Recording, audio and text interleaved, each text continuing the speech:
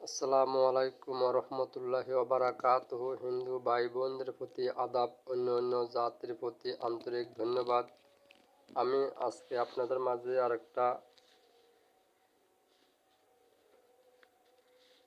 Tips নিয়ে এসেছি। কেউ টিপস বলে, কেউ উপদেশ বলে, এক একজন এক একটা বলে।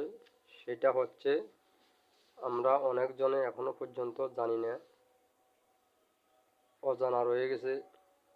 হিন্দু, মুসলিম, বৌদ্ধ, খ্রিস্টান, জাতি উপজাতি, আমার ভাই ও বোনেরা সবাই অজানা এই কথাটা এখনো রয়ে গেছে যে কোন দিন এবং কী বারে সন্তান জন্ম হলে সেই সন্তান মুসলমানের জন্য বলে আলেম হয়, এবং হিন্দু, বুদ্ধিস্ট, খ্রিস্টানের জন্য সৎ চরিত্রবান হয় এবং মেধাবী হয়, জ্ঞানী হয়, উত্তম সন্তান হয়।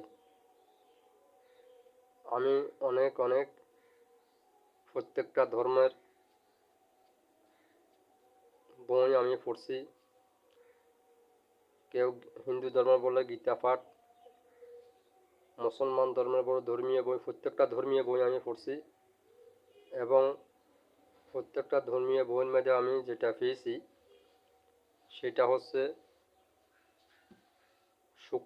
শুক্রবারের দিন সন্তান যদি জন্মগ্রহণ করে, সেই সন্তান মুসলমানের জন্য হয় আলেম এবং বুজুর্গ, এবং অন্য অন্য জাতির জন্য আপনার উত্তম সন্তান হয়, ভালো এবং মেধাবী হয়, সৎ চরিত্রবান হয়, ন্যায় হয়, অন্যায় কাজ দেখতে পারে না, খারাপ কাজ দেখতে পারে না। তারা খারাপ কাজকর্ম দেখতে তাদের গায়ে আগুন জ্বলে উঠে, সবসময় ন্যায়ের পক্ষে থাকে, ন্যায়ভাবে চলে, ভালো কাজ করে, মানুষকে ভালো ভালো উপদেশ দেয়,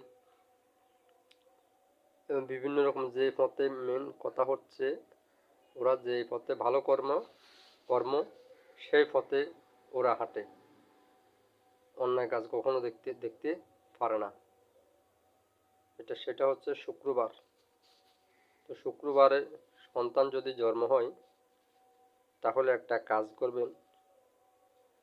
সেই কাজটা হচ্ছে আপনার, আমি বলতে আছি যে প্রত্যেকটা ধর্মীয় জন্য বলতে আছি, সেই কথাটা হচ্ছে আমার শুক্রবার যদি